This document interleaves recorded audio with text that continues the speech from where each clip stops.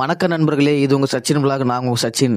இன்னைக்கு வெளியே வந்து பார்த்தா மழை பெஞ்சு எனக்கு சூடாக எதனா செஞ்சு சாப்பிட்லான்ட்டு ஆரம்பிச்சுங்கிறேன் நண்பர்களே. எப்போ பார்த்தாலும் சோறு சோறு சோறு.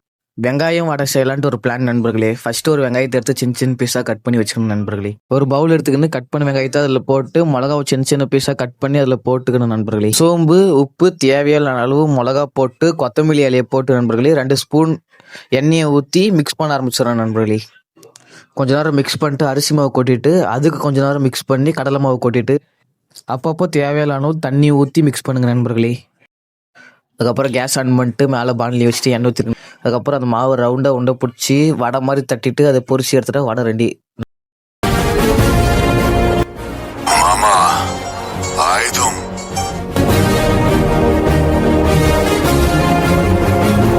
இது என்ன பிரமாதம்? இது விட பெசலைட் ஒண்ணு இருக்கு. கூவுடா. கோல்டுக்கு போனஸ் இஞ்சி டீ நண்பர்களே.